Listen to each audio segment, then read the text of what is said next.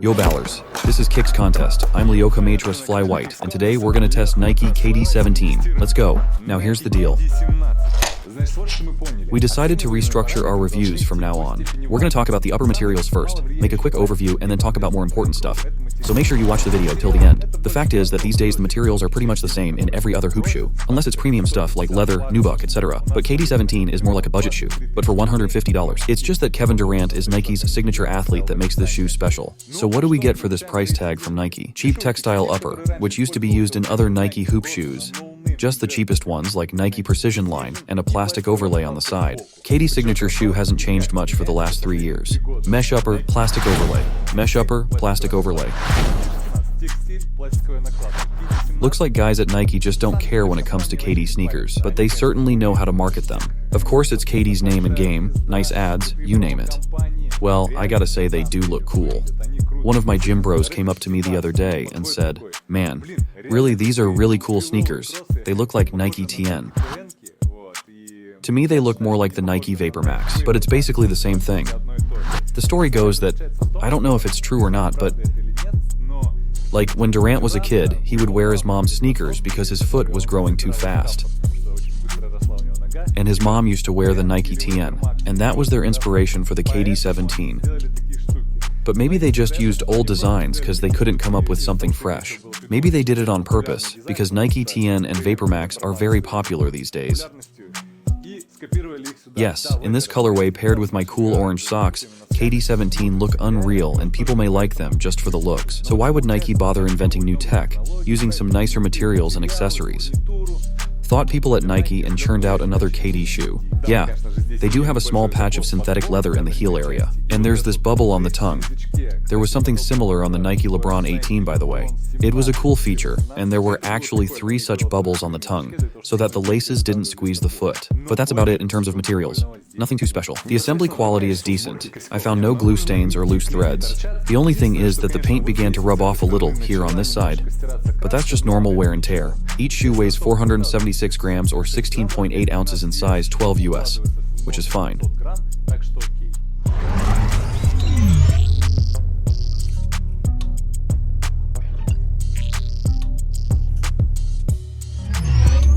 Nike KD17 have the classic lacing system with a detached tongue, which makes them very easy to put on.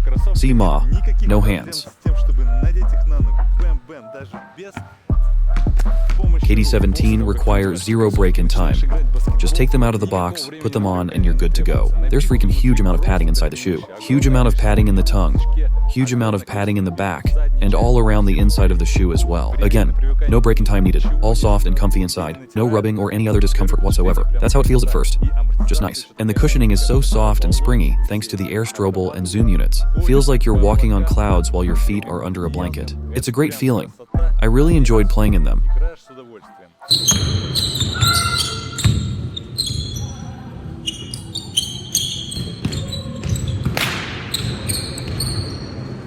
When it comes to breathability, it's practically non-existent in Nike KD17. Due to thick padding, there's no way the heat can go out through the tongue or the upper. So the heat just stays there, and my foot just gets cooked slowly. But there's nothing I can do about it.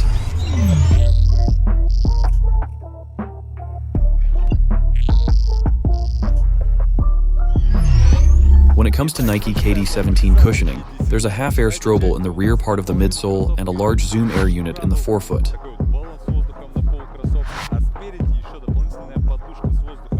It's all sealed in a soft foam. They didn't give it a name, like Cushlon 3.0 or something like that. But still, I did a great dunk session in them. I wasn't at my peak shape though, probably because I'm on a strength cycle, squatting with a barbell, doing strength training until the new year. So I didn't make a lot of dunks, but I gave the shoes a good workout.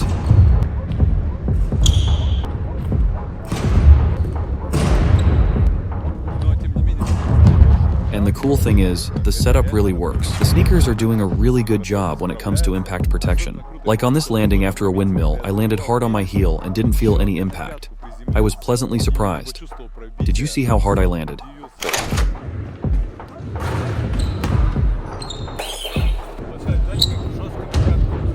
Really hard. And it didn't hurt. That's true. Which, of course, is way better than the previous model. It may seem like almost nothing has changed. but the compound of the foam itself is very well balanced, and combined with air strobel and zoom units, it gives you great cushioning. The court feel is okay. I've practiced a lot and played a lot of games in the KD17, and man, there are no issues with court feel. I felt shifty, could do my usual moves, beating dudes off the dribble and score nice buckets. So here's where the Nike KD17 get their deserved praise.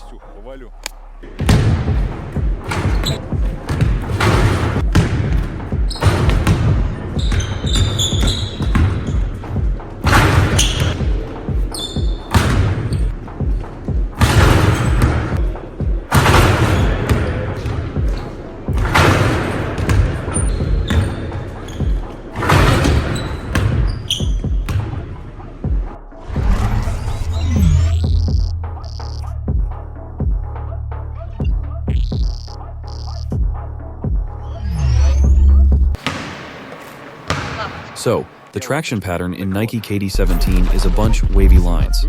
The outsole is made of translucent rubber. I tested them in a few different gyms. The first one was a nice indoor gym with a hardwood court. It was slightly dusty, but not too much because it was in the morning.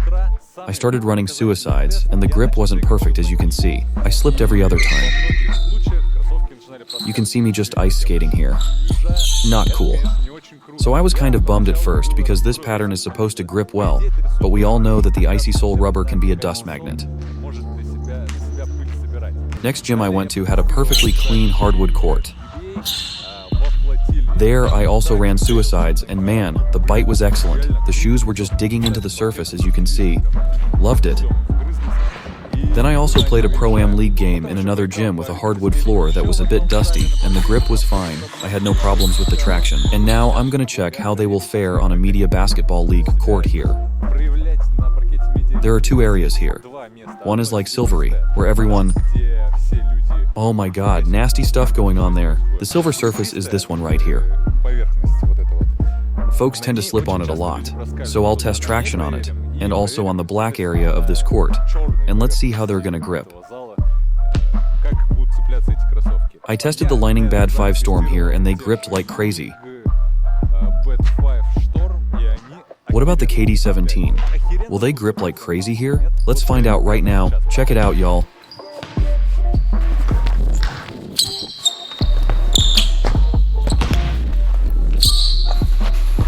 Well, they ain't bad. I've actually seen a lot of dudes sliding over here. It grips just fine. Let's go to the black zone.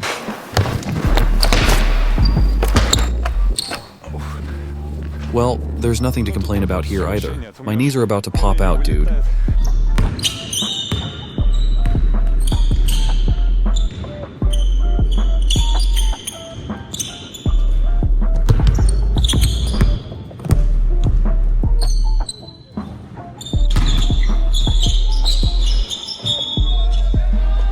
It's all good on clean courts, but when it's still a little dusty, like here in this gym, the sneakers lose the grip and I'm just splitting. Consequently, there's no way you can do a quick first step. So, if you play on a smooth hardwood court that is slightly dusty, these sneakers will not grip perfectly. But other than that, the Nike KD17 traction is pretty solid.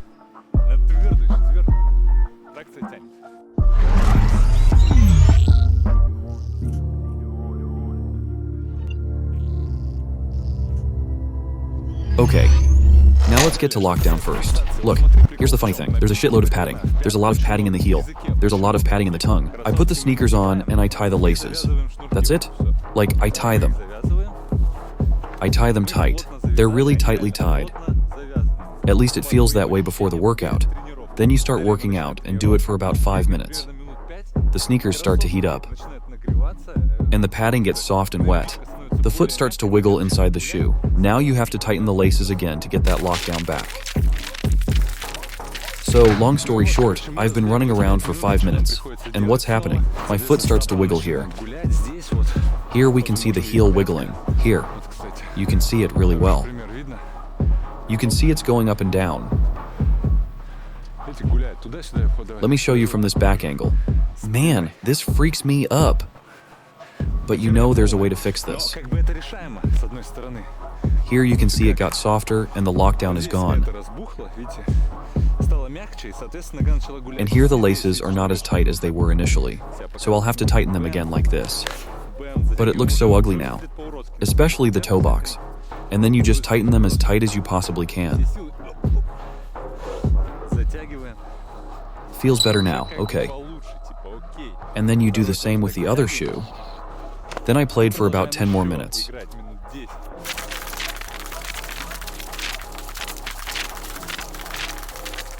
So here's how it goes. Say you're playing a basketball game, and the shoes loosen up by about halfway through the first quarter. And now you're feeling like you need to tighten the laces again. Fortunately, the coach took a timeout, and I could lace the shoes again. Now it feels like I need more lockdown here in the front, and here in the midfoot as well. These plastic elements here give you a bit of lockdown. Not that much, but at least it's something. Yep, like this.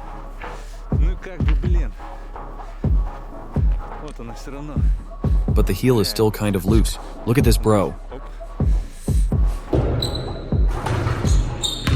And when I'm jumping off 2 feet like this, the heel tends to go sideways and you want to tighten them again.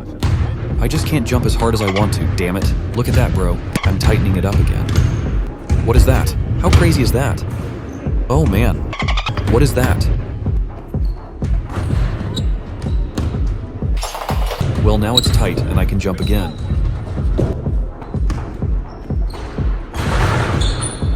I don't feel confident. The upper is too soft. I think I can get it off even with laces tied. Let me show you. Let's see if I can get it off. I've laced it really hard. That does not look cool, of course. Happened to Durant a couple of times too, by the way. Yeah, I'm struggling. But like...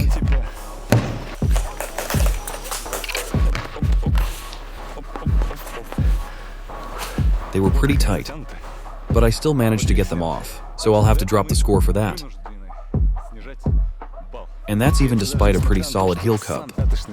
My heel just keeps going up and down like this, and it is by no means a safe situation. Now let's talk about stability. The outrigger is there, and the outsole is pretty wide. I didn't have any problems with stability while I was playing in these. Even when I stopped on a dime while I was testing the traction, it was all good. This plastic plate here gives you torsion support, which is great for safety, of course. It takes effort to twist these, but let's try.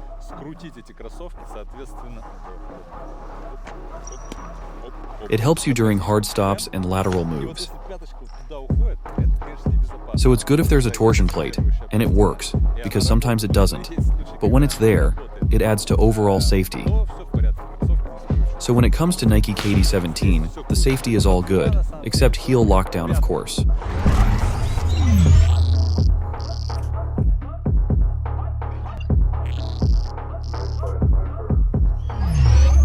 So overall, the Nike KD17 get 80 points in our tests, which is pretty solid.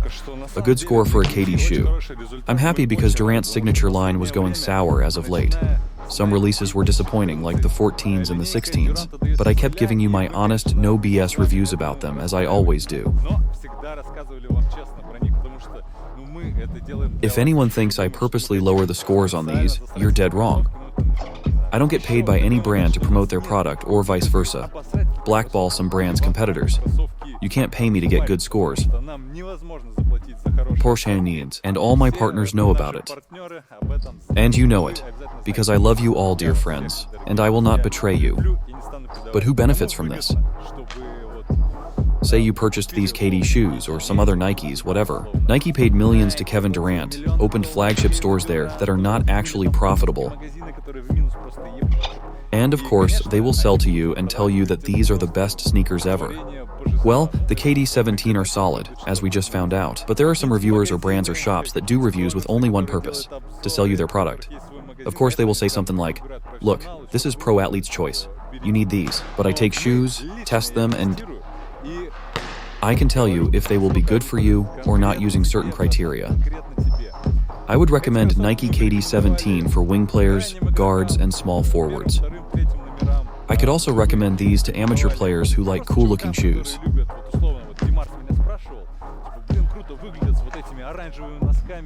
and who are nostalgic about old Nike Deezings like Nike TN. If you're one of those guys, you're gonna love it. 80 points is a solid score on our scale, means a good performer overall. But if you have any feet or knee problems, Achilles problems for example, you should avoid these sneakers. Get the ones that have a better heel lockdown. Which ones?